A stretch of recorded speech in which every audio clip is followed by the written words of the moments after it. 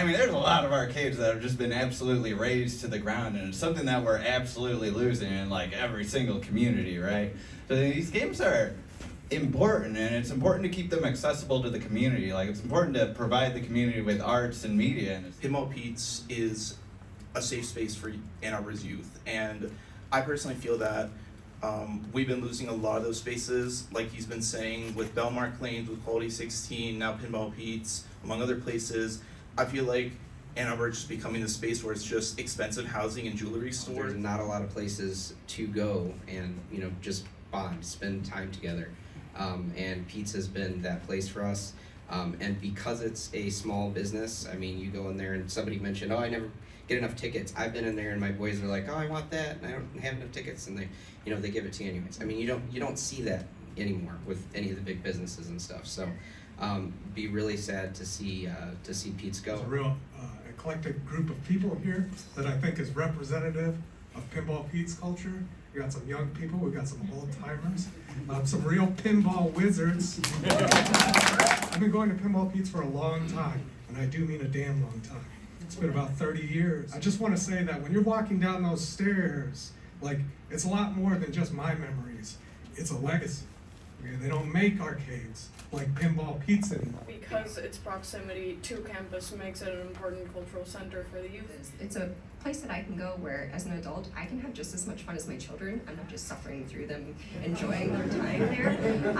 Additionally, I'd like to just say that my second grader was interested in math and doing money and counting for the first time ever at Pinball Pete's. The fact that it still uses quarters, it's a really unique institution, and there's a lot of love for it for a reason. To dislocate and dismantle Pinball Pete's in the interest of yet another ritzy high-rise development is another example of what the issues are that we face in this city. Pete's is one of the few places in Ann Arbor a person can spend an evening without drinking or spending $100 on dinner.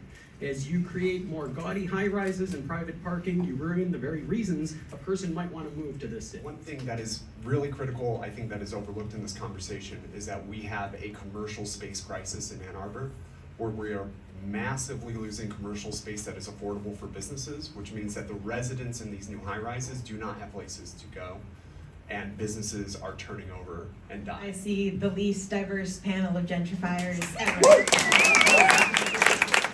And if you guys are here and you're part of the community, managing properties in the community, which I'm hearing you say, you came all the way down from Georgia, you know it's a great place, then you guys know how important this place is. And if you don't know that, then you're not the people for the job. I'm confused as to why, like Natalia was saying, you can't figure out a solution where Pinball Pete's is preserved. What's your cheapest rent? I know you don't arbitrarily set it, but what's your cheapest rent? Well, at the standard, there actually are some affordable units. Then those rents are set by Washtenaw County. You gotta give me a number, bro. A number, please. Give me a number, bro. I know the voucher gives you $500, but how much do I gotta come up with less to come up in it into your buildings? Because you're putting the housing as some silver bullet that's gonna make us all be quiet and go away, but not a single one of us in here are gonna be able to afford to live in that apartment once you're done.